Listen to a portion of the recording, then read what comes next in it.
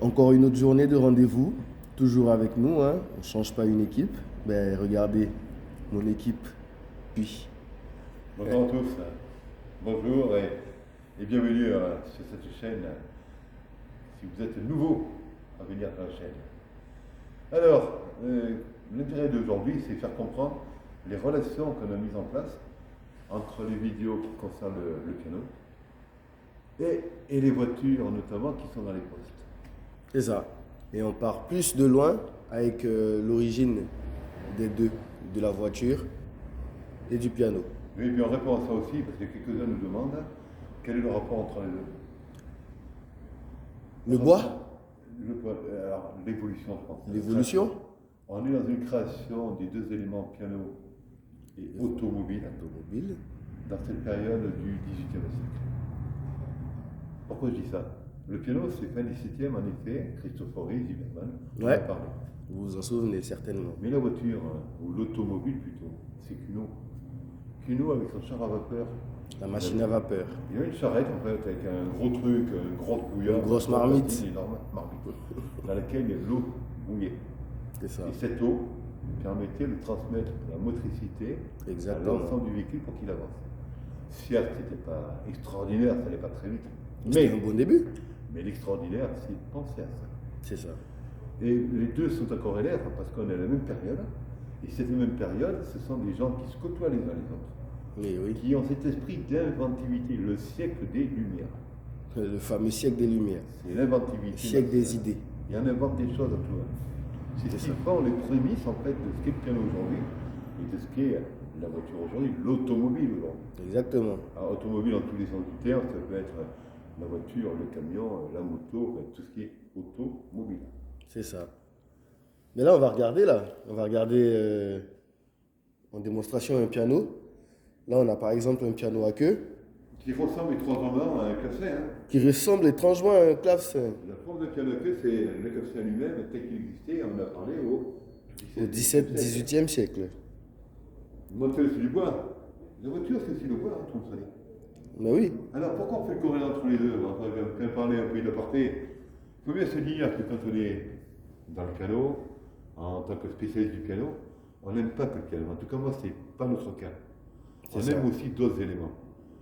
Grandissant dans les années 70, 60, 70 et 80, l'âge de 20 ans, Mais les oui. voitures nous intéressaient.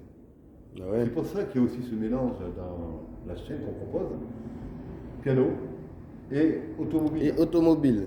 Vous avez remarqué que dans les postes, il y a des camions, il y a des voitures de compétition, il y a des voitures aussi de standard tous les jours.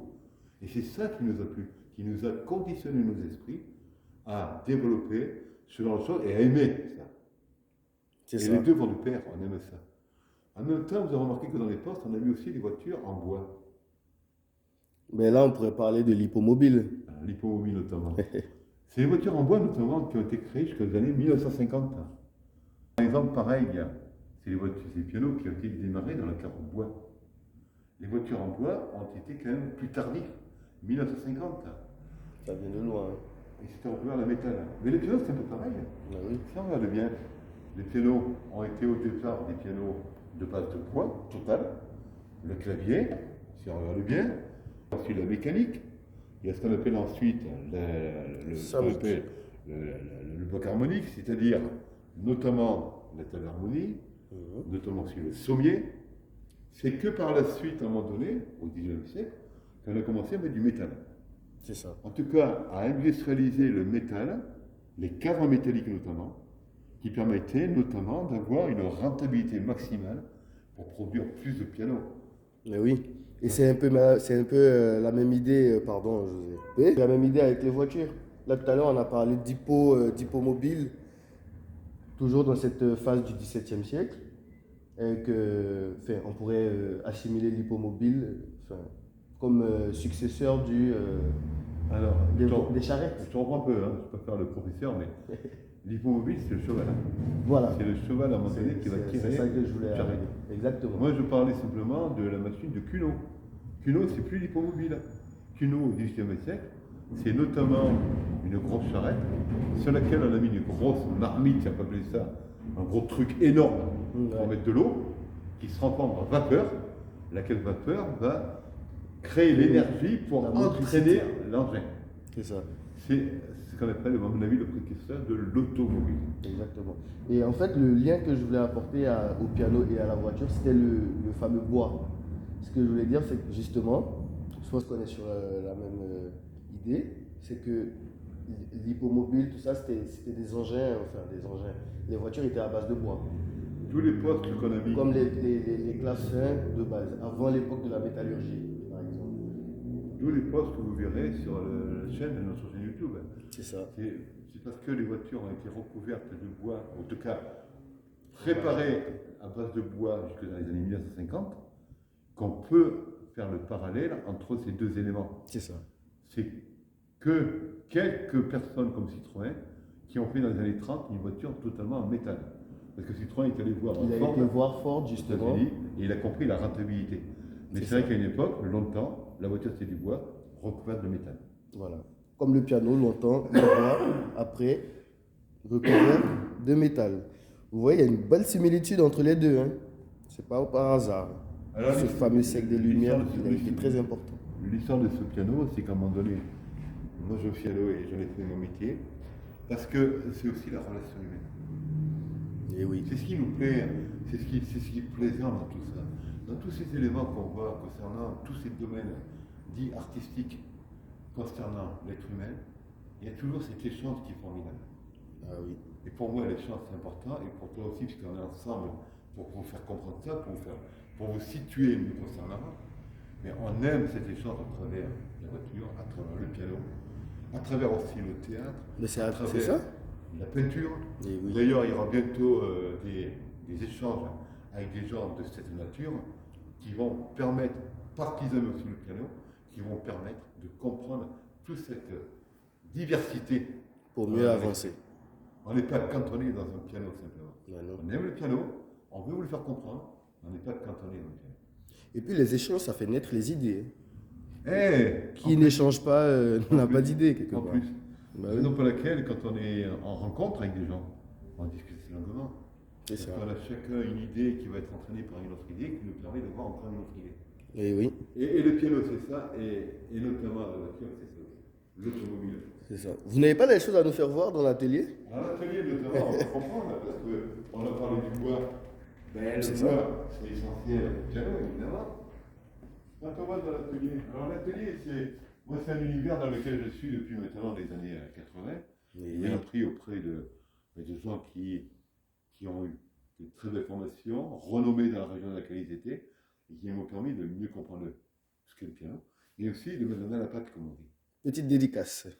Alors, en tout cas, je tire mon chapeau à ces gens-là qui ont su nous transmettre quelque chose d'agréable. D'où la relation humaine, parce que c'est quand même la relation humaine qui donne envie. Et qui perdurera. Ah ben ça oui.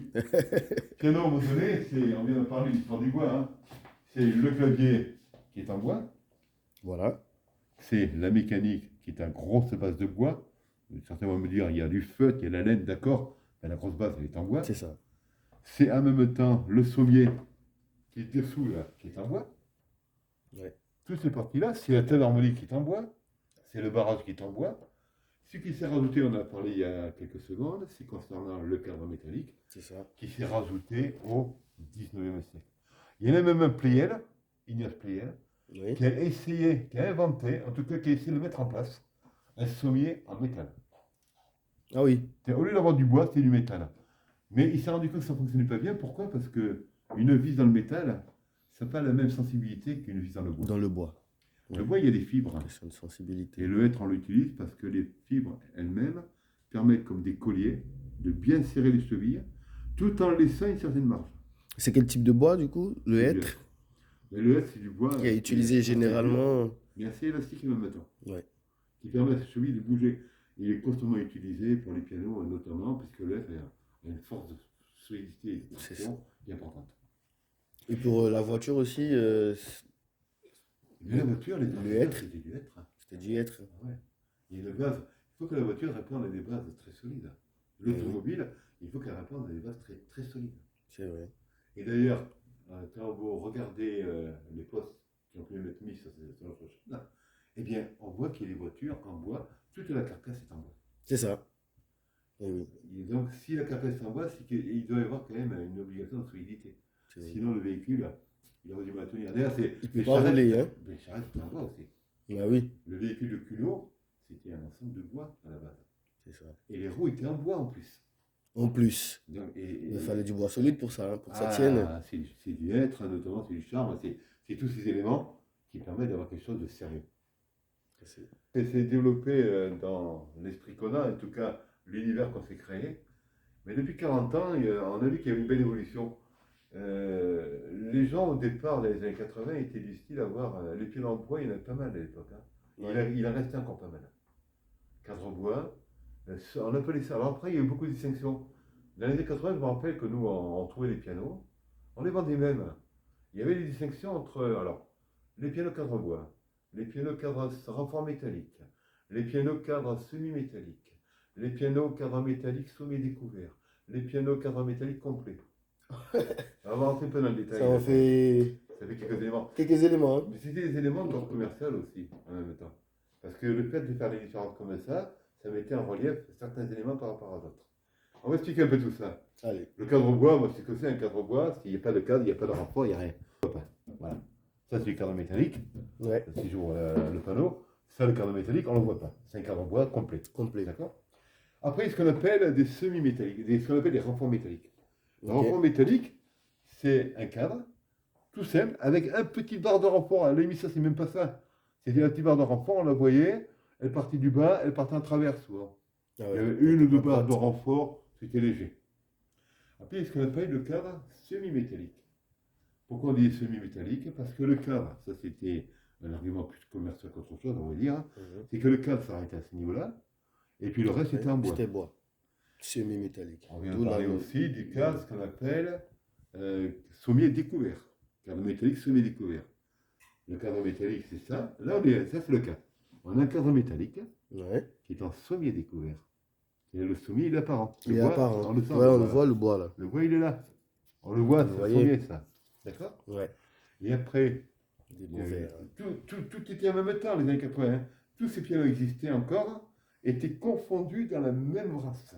Là, et là, c'est plusieurs acteurs qui ont façonné, qui ont créé tous ces éléments-là en même temps, ou c'est une seule personne qui l'a. Non, c'est plusieurs facteurs de piano. Plusieurs facteurs. Rappelle-toi, c'est qu'à un moment donné, on avait parlé des Anglais au XVIIIe siècle, qui Ouais. allaient dans le facile, sans vouloir faire offense aux Anglais. Hein. Ils allaient dans le facile, c'est-à-dire ce qui marchait, ils n'essayaient pas d'aller trop loin. Mhm. Simplement sont les immigrants de pays différents qui ont dynamisé un peu les choses. Mais sinon, les Anglais.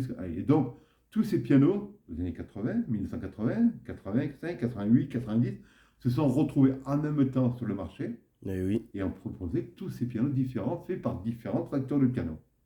Ah oui. Et on est arrivé ensuite, dans la même période des années 80, dans ce qu'on appelait commercial, on est arrivé à ce qu'on appelle le piano cadre métallique plein, c'est-à-dire Cadre métallique le plein. sommier n'est plus découvert, le sommier il est là, Ah oui. et le cadre métallique va recouvrir l'ensemble du piano. L'ensemble du piano. On appelle Là, ça il y a un cadre plus de métallique découverte. plein.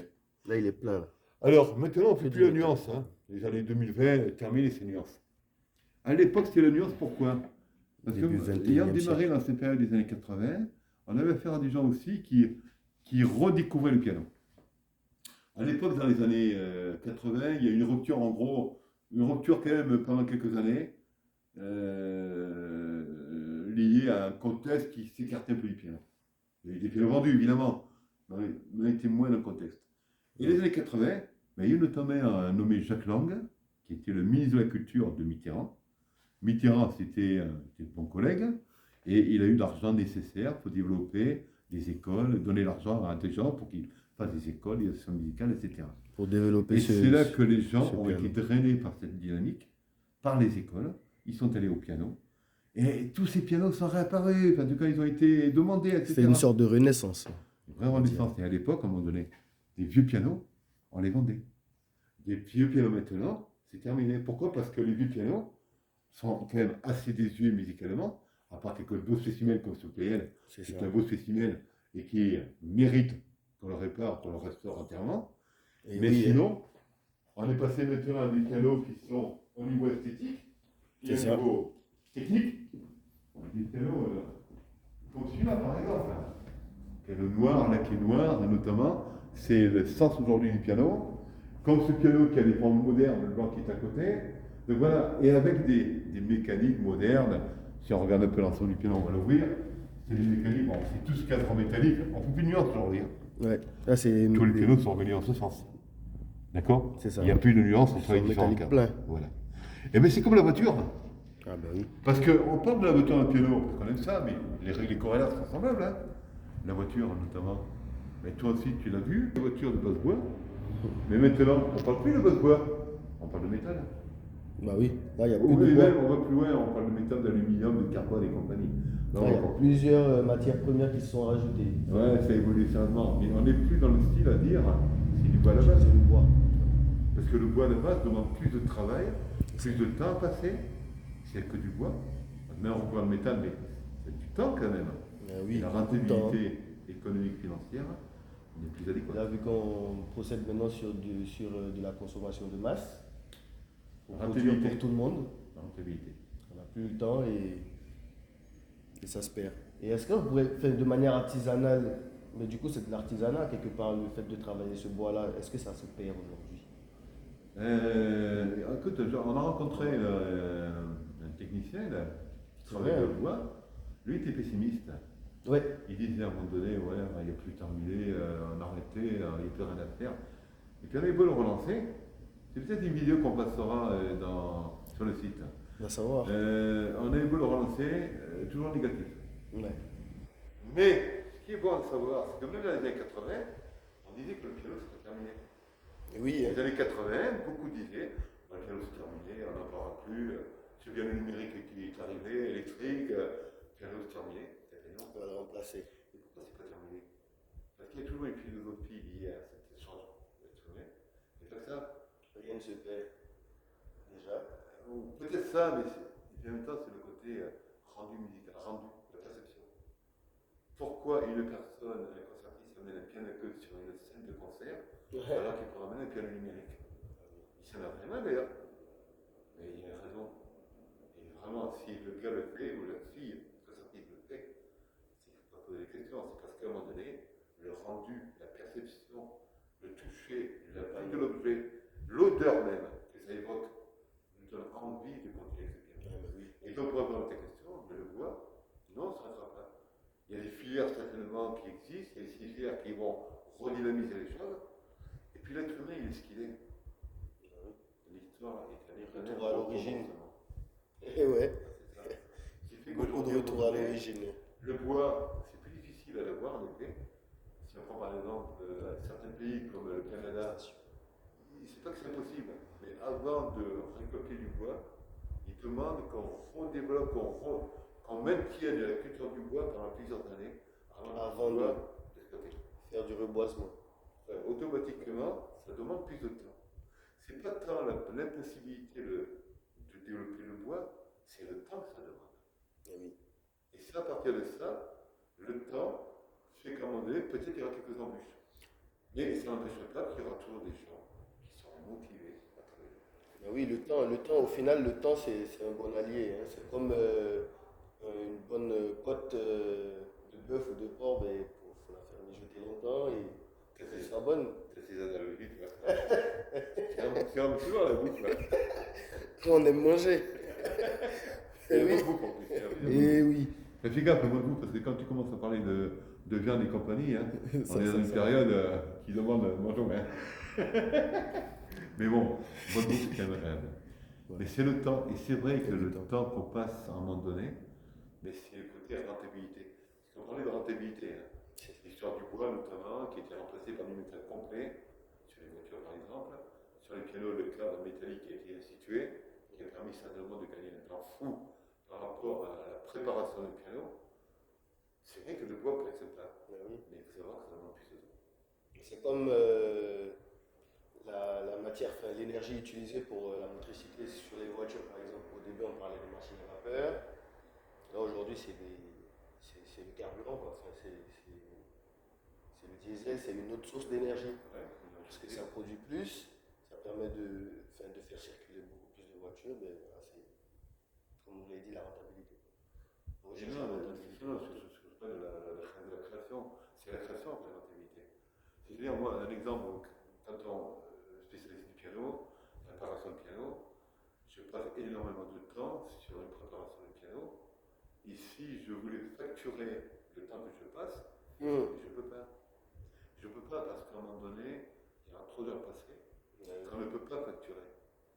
Pourquoi on ne peut pas les facturer? Parce qu'après, on arrive à ce qu'on appelle un piano qui a été en usine, standardisé, et qui automatiquement sera moins cher que ma facture à moi. Mais d'un autre côté, dans ce domaine dit artistique, on n'a pas que ça, Dieu merci, mais il faut quand même que je fasse un compromis. Et un compromis qui fait que la personne, avec le budget qu'elle va mettre, appréciera quand même le travail qu'on lui fait. Le travail qui sera effectué. Mais c'est vraiment du temps. C'est évident que tout ce qui est bois demande plus de temps. Ah oui. Après, il y a des sociétés dans la société qui permettent de le faire, les robots. Alors, c'était une très belle journée. En ce temps, vous avez passé un grand plaisir à nous écouter. D'autres moments vont arriver. On a parlé des échanges avec différentes personnes de différents domaines artistiques. Et je vous dis à bientôt sur notre chaîne. Et puis, Ismaël, à bientôt. Merci encore, Mr. Bouvet. Et le plaisir de partager à vous tous en tout cas. Et n'hésitez pas pour les commentaires. Abonnez-vous. À bientôt.